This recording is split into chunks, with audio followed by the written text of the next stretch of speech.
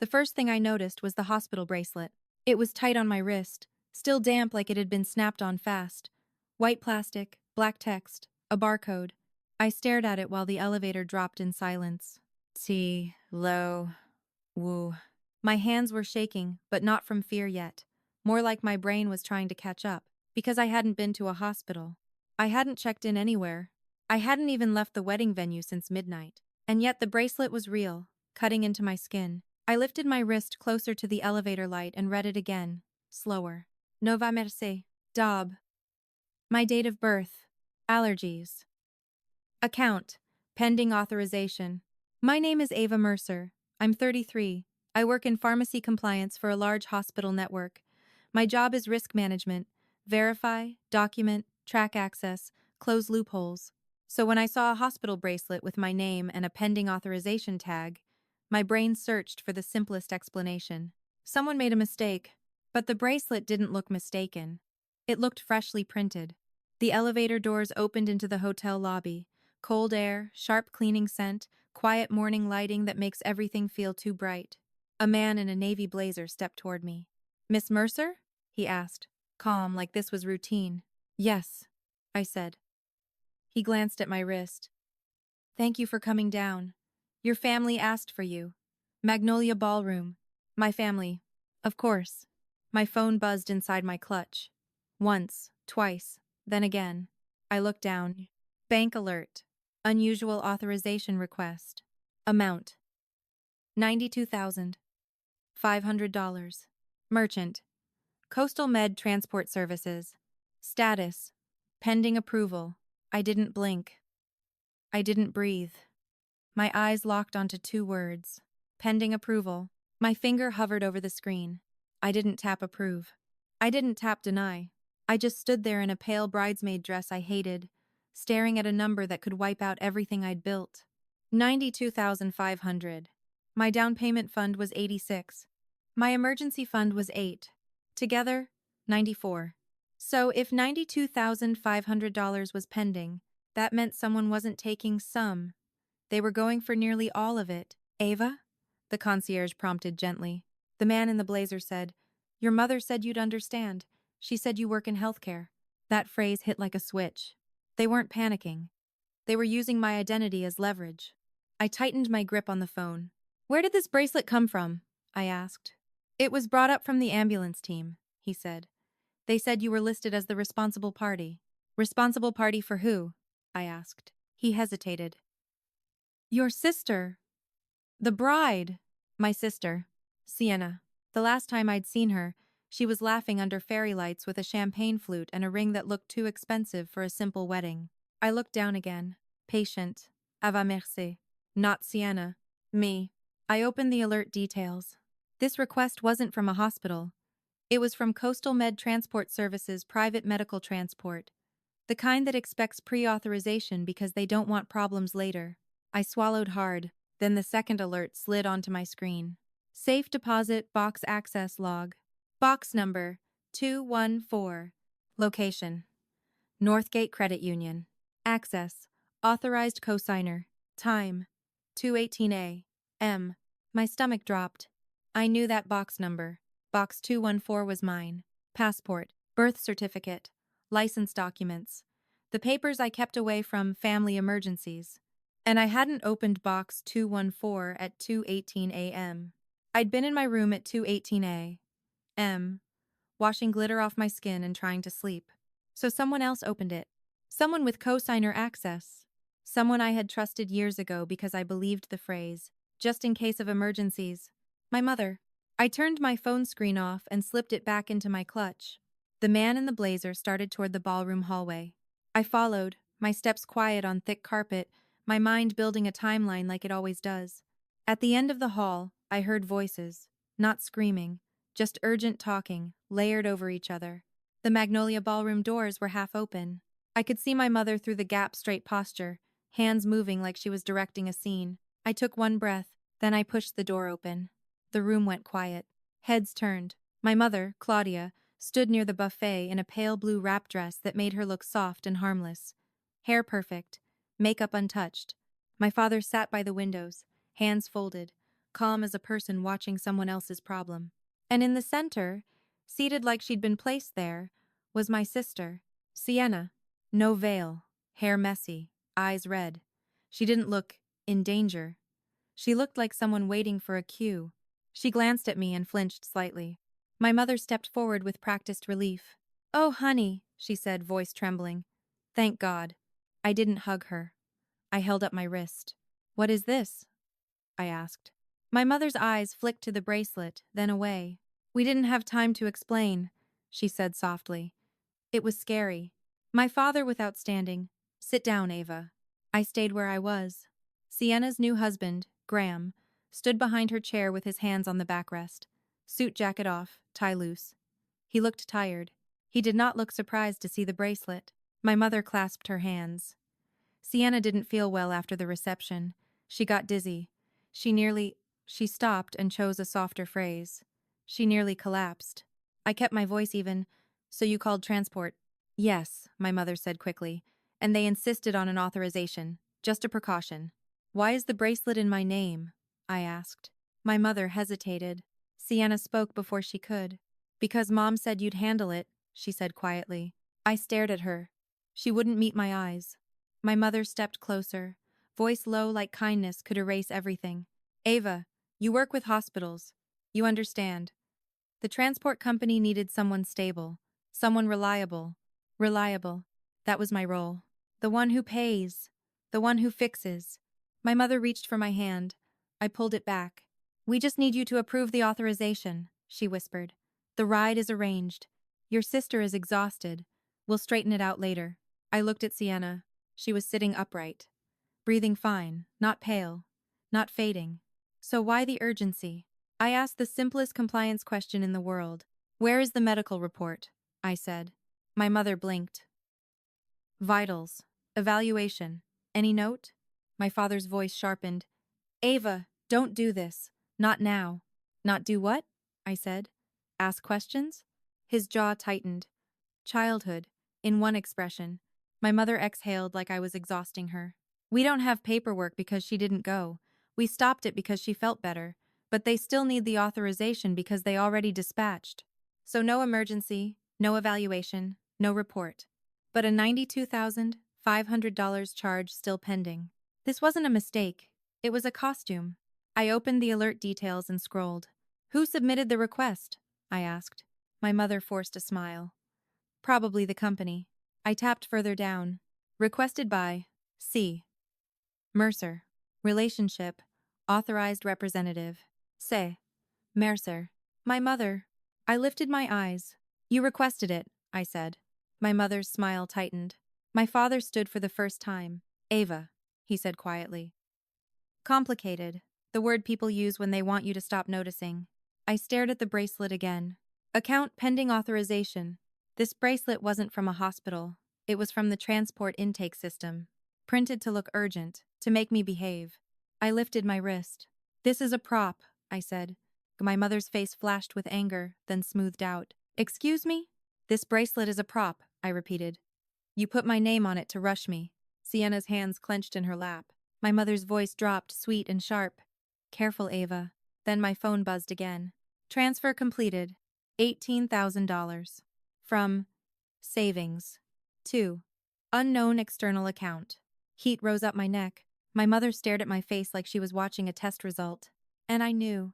She had started draining me while I walked down that hallway. Transport wasn't the goal. Transport was the distraction. I took a slow breath. "Why did box 214 get opened at 2:18 a.m.? I asked. The room froze. My mother straightened. My father's gaze sharpened. Sienna finally looked at me, and I saw it in her face. Guilt. My mother smiled like a person who thinks she's already won. "Because," she said, "we needed what was inside." Before I continue, if you've ever ignored that something isn't right feeling because you didn't want to ruin a big family day, hit like. Some people need this warning before it's too late. Box 214 wasn't where I kept jewelry. It was where I kept my hard copies. Passport, birth certificate, license documents. I opened that box with my mother years ago because she insisted it was safer. Back then, I wanted to believe her. "What did you take?" I asked. My mother sat down like this was the part she preferred. The documents, she said. Nothing valuable. My passport is valuable, I said. My father. It's temporary. Temporary for what? My mother leaned forward. To keep things stable. Stable for who? For the family, she said. Always the family. Never me. My father stepped closer. Ava, you can fix this in 10 seconds. Approve the authorization. We'll talk after. I'm not approving anything until you tell me what you're doing, I said. My mother's eyes hardened. Your father has obligations. Obligations to who? I asked. Names, amounts, deadlines. My father narrowed his eyes. You don't need details. Then you don't need my approval, I said. Silence. My mother's softness drained away. Don't act like you're above us, she said. Above you? I said. You opened my safe deposit box at 2 in the morning. My father raised his voice. We're protecting you. Protecting me? I repeated. My mother leaned in, intense. If this explodes, your name is already attached. The box, the authorization, the accounts. If you don't cooperate, you'll be pulled into it. Pulled into what? I asked. My mother didn't answer. My father did. The loan, he said flatly. The bridge loan. We used your profile because it was clean. We were going to pay it back after the wedding gifts. I stared at him. You used my profile, I said. He shrugged. Your credit, your stability. My mother nodded, calm as weather. You'll be fine, she said. You have a career. My hand tightened around my phone. So it wasn't desperation. It was entitlement. My phone buzzed again.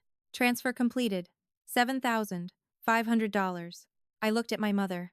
She looked back without shame. My father leaned in. Ava, approve the authorization. It needs to go through so the rest can settle. What does transport have to do with your loan? I asked. My mother's eyes flicked sideways once. A tell. I turned to Graham. What do you do? I asked him. Finance, he said. What kind? He hesitated. Private clients. My mother jumped in. He's very good. I kept my eyes on Graham. His jaw tightened. Ava, did you?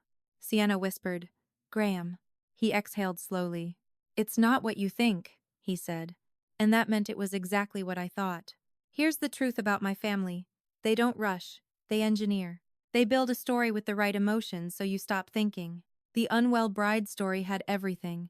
A big day, a scare, pressure to act fast. And the bracelet was the prop that made it feel real.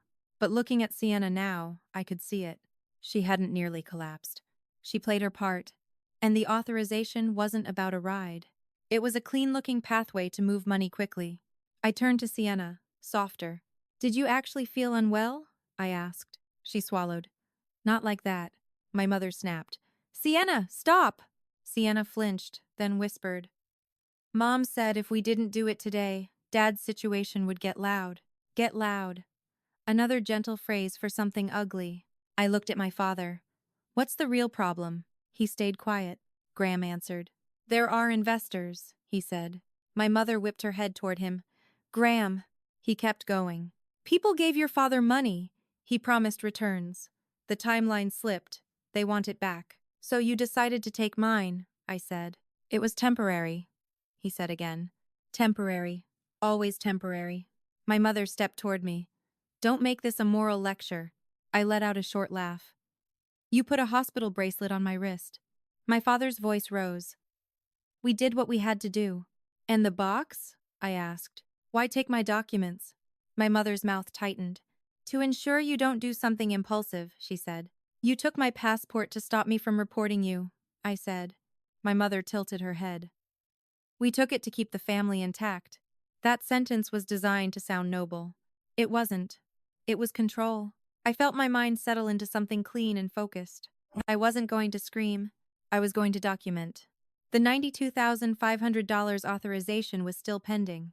I could deny it right now. But I didn't yet. Not until I had proof. I looked up and said calmly, I'll approve it. Relief hit their faces instantly. My mother stepped forward. That's my smart girl. I smiled, controlled. But I need the full story first, I said. Where is the money going? Why? I need names and accounts. My mother's smile thinned. Ava. You have time, I said. If you want me to carry this, I need to know what I'm carrying. My mother stared at me. Then she nodded. Fine. Upstairs. Private. They followed me to my suite. All four of them. My mother. They sat in my living area like they belonged there. I set my phone on the counter, face down, and looked at them. Talk, I said. If you want the exact moment the trap flips and how I got their confession without raising my voice, subscribe. The next twist is the one that made me realize the emergency wasn't even the real plan. My mother started immediately. Your father took money from several people, she said. Business contacts, private arrangements. It was supposed to turn around. My father stared out the window, jaw tight. The market shifted, my mother continued. So we needed a bridge. A clean bridge. A clean bridge means me, I said. My mother gave a small smile. Your profile is excellent. We needed to move funds quickly, she said, with a reason that wouldn't raise questions. Healthcare services are urgent. People don't question them. So you staged it, I said. We dramatized, she corrected. I turned to Sienna. You agreed? Sienna's voice shook. I didn't know it would be everything. My mother snapped. Sienna! Sienna looked up. Mom, stop. The room went quiet. Sienna swallowed. She told me it was a temporary hold, that Ava would approve it and nothing would happen. I stared at my mother. You told her that. It was supposed to be that, my mother said, hard. Then why open my safe deposit box at 2:18? I asked. My mother's eyes flicked to my father. My father finally spoke. We needed your documents to finalize the guarantor packet. Guarantor packet. My stomach went cold. I turned to Graham. What did you draft? He hesitated. We needed someone to guarantee a restructuring. My mother leaned in. If you cooperate, you'll be fine. And if I resist? I asked. My father finally met my eyes. Your name is already on the documents. Silence. My mother added softly. We're trying to protect you from being caught in the fallout. You created the fallout, I said. I unfastened the bracelet with a sharp snap and set it on the table between us. Where is my passport? I asked. My mother hesitated. In the box, she said. In the box at the credit union? I asked. She nodded. It's safer there. Safer for who? I stared at her. Then I smiled again. Okay, I said. They relaxed a little. Because they still believed I was predictable. I turned to Graham. Send me the guarantor packet. He hesitated, then sent it. My email buzzed. Subject, Mercer Bridge, guarantor draft. I opened it and scrolled. Guarantor, Ava Mercer, assumes responsibility for repayment in the event of default. Assumes responsibility. That wasn't temporary. That was a delayed trap. I kept scrolling. Consent, audio, video, authorization. It wasn't hospital consent. It was consent for recording verification calls so they could capture my yes and use it as proof. They weren't just stealing. They were building a cover story that could bury me. I looked up. Sienna whispered, Ava, I'm sorry. She looked at me fully now. Mom told me if I didn't do this, Dad's situation would explode and everyone would blame me, she said. She said you'd fix it because you always fix it. My mother snapped. Enough! Sienna flinched, then said the sentence that made the second twist lock into place. And Graham isn't just helping. He's the one Dad promised would clean it up after the wedding. I looked at Graham. His face tightened. My father didn't deny it. So the wedding wasn't just a wedding. It was a deadline and a disguise. They picked a weekend when everyone was emotional, distracted, and far from home. They used celebration as cover for paperwork. And they chose me as guarantor because my numbers were clean and my professional life was worth protecting. My mother leaned toward me, voice soft. Approve it, she said. Sign what needs signing. This ends quietly. Quietly. The family religion. I stared at her. Then I nodded once. Okay, I said. Relief washed over her face. I excused myself to the bathroom and closed the door. I didn't cry. I opened my notes app and wrote, Do not approve anything. Get confession in writing. Lock access now. Then I made calls. First, Bank Fraud Department. I told them the authorization request was based on misrepresentation and that my account access had been compromised by a cosigner who gained access under false pretenses during a family event. Second, Northgate Credit Union Compliance Hotline. I reported unusual safe deposit access, asked them to restrict cosigner entry and to preserve logs. Third, my attorney, Her name was Marin. She was direct. She asked, "Do you have proof of intent?" "I can get it," I said. "Get it," she said, then stopped talking. I walked back out. They were waiting. My mother stood. "Are you ready?" "Yes," I said, "but I need one more thing." My father's eyes narrowed. "What?" "I need you to text me the account details," I said, "so I don't make a mistake."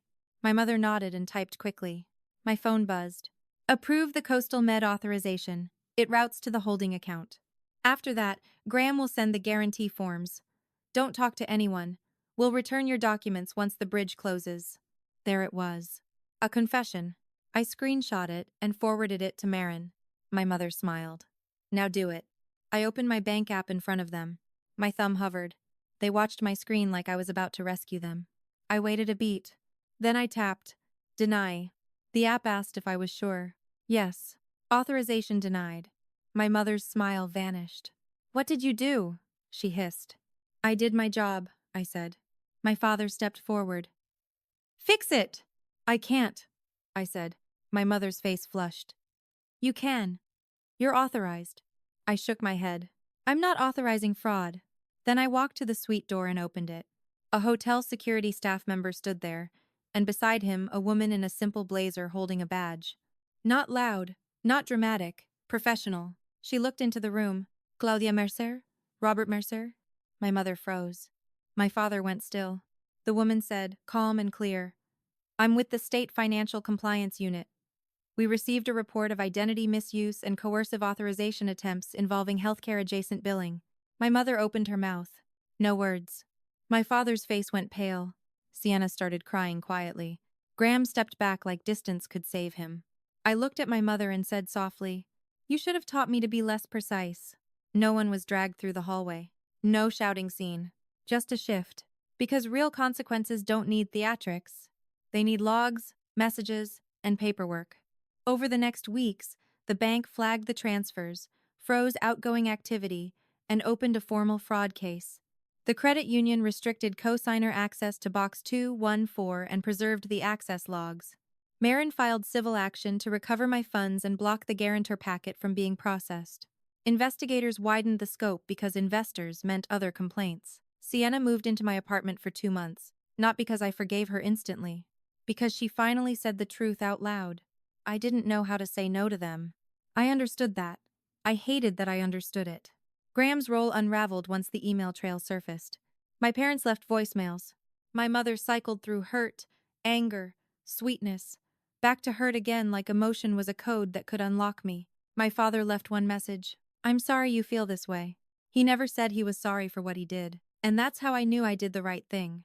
The money came back in phases, some through bank recovery, some through structured repayment. But the first time I saw funds return, I didn't celebrate. I just felt quiet. Because money wasn't the main thing they tried to take. They tried to take my future. People ask me, "Do you feel guilty?" I've thought about it honestly. Here's what I know. My mother put a bracelet on my wrist with my name on it to rush me into approving a charge I didn't understand. My father let it happen because it served him. My sister participated because she was trained to keep the peace. And her husband helped because he thought he could keep it clean. That wasn't love. That was a system. And systems don't stop because you hope they will. They stop when you remove the power source. I bought a house 6 months later. Not the first one I wanted. A different one. Quieter.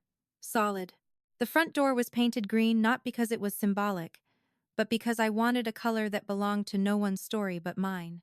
On move-in day, Sienna came with takeout and a toolbox. We assembled furniture. We avoided the topic for hours. Then we named it briefly, because naming it is how you stop it from hiding. That night, after she left, I stood in my kitchen and looked at my wrist. The bracelet was gone, but I could still feel where it had pressed into my skin. Not a wound, just information. A reminder that I survived a trap designed by people who knew my weak spots best. And I walked out anyway. Before you go, share this with someone who keeps getting urgent family requests that always involve their phone, their accounts, or their signature. And if you've lived anything like this, comment, bracelet. I read every single one. I locked my new door, set my keys on the counter, and for the first time in my life, I felt something simple and priceless, unreachable.